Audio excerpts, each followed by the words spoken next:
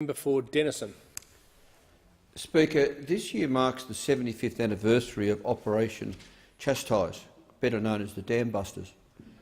This was, of course, the operation conducted by the Royal Air Force's 617 Squadron during the Second World War in May 1943, when 19 Lancaster heavy bombers dropped special bouncing bombs to attack German dams and hydroelectric power stations.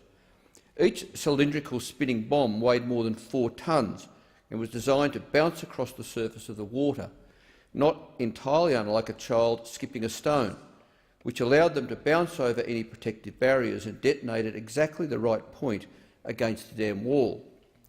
Speaker, the Dam Busters were a remarkably ambitious operation and one that required significant planning and innovation, not to mention the skill of the aircrew who had to fly at 30 metres or less above the ground and water. No wonder the unique nature of the operation and the bravery and skill of the men involved has made the Dam Busters one of the most well-known military operations of the 21st century.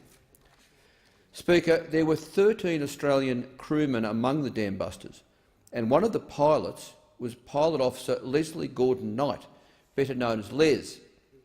Now, I first learned about Les when a constituent approached me to donate an Australian flag to replace the one flying at Les's memorial in Den Ham in the Netherlands.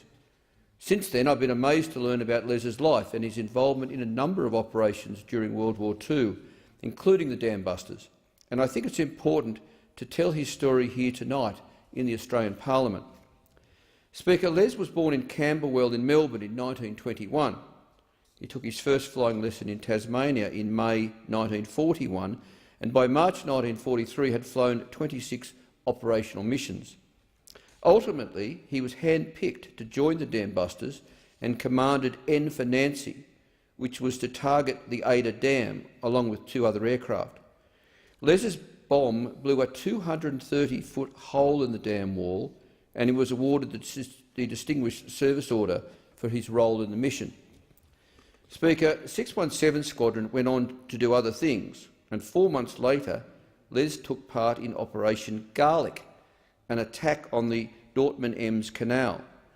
But the 8 Lancaster and 6 Mosquito aircraft involved encountered heavy going, and as they approached the target on 16 September 1943, and Les's aircraft was badly damaged when it hit trees in fog near the Dutch village of Den Ham in the Netherlands.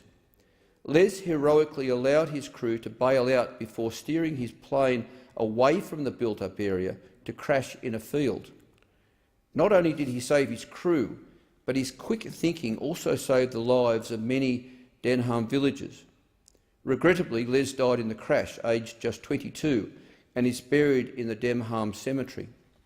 Speaker, since Les's story was brought to my attention, it's been remarkable to see the impression he's left behind, both in Australia and in the Netherlands. Why, just this month there was a ceremony in Den Ham to raise the new flag, and I'm told that 6 members of the Knight family attended, as well as 3 children of Sergeant Les Woolard, one of Les's crew. Moreover, 3 generations of the Knight family will visit the Netherlands in September for a 3-day event.